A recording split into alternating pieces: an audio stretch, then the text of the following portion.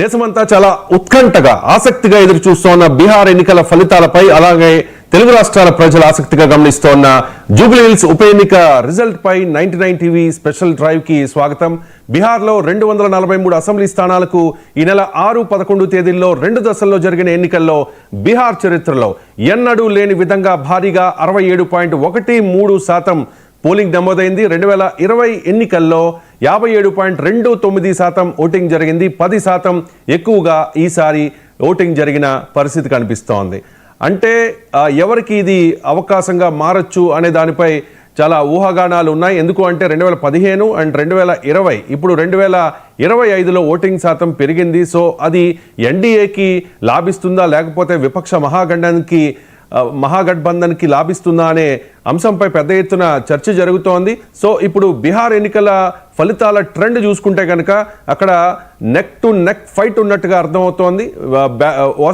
Postal ballot లెక్కించారు, తర్వాత 1-2 rounds మాత్రమే అక్కడ కంప్లీట్ అయిన పరిస్థితి. ఎన్డీఏ తాజాగా అందుతోన్న సమాచారం, ఎన్డీఏ 132 స్థానాల్లో ఆధిక్యంలో ఉంటే మహాగఠబంధన్ 106 స్థానాల్లో కీలకమైన పోటీ ఇస్తోన్న పరిస్థితి కనిపిస్తోంది. ఇక సీఎంగా నితీష్ కుమార్ సారథ్యంలోని ఎన్డీఏ ఈసారి మళ్ళీ గెలుస్తుందా? ఎగ్జిట్ పోల్స్ అదే చెప్తూ ఉన్నాయి. మరి ఎగ్జిట్ పోల్స్ ఎగ్జాక్ట్ పోల్స్ అవుతాయా లేదా? ప్రతిపక్షాలు మాత్రం ఎగ్జిట్ పోల్ సర్వే అంచనాలు తారుమారు అవుతాయనే ధీమాతో ఉన్నాయి. ఎందుకంటే 2015, 2020 బీహార్ అసెంబ్లీ ఎన్నికల్లో ఎగ్జిట్ పోల్ సర్వేలు ఫెయిల్ అయ్యాయి. ఈ నేపథ్యంలో ఈసారైనా ఎగ్జిట్ పోల్స్ ఎగ్జాక్ట్ పోల్స్ అవుతాయా లేక ఏదైనా అద్భుతం జరిగి మహాగఠబంధన్ మెజారిటీ సీట్స్లో గెలిచి తేజస్వి యాదవ్ సీఎం అవుతారా అనేది ఉత్కంఠగా మారిన పరిస్థితి. ఇక జూబ్లీ హిల్స్ ఉప ఎన్నికలో గెలుపు ఎవరిది అన్నది ఉత్కంఠ తెలుగు రాష్ట్రాల ప్రజల్లో స్పష్టంగా కనిపిస్తోంది.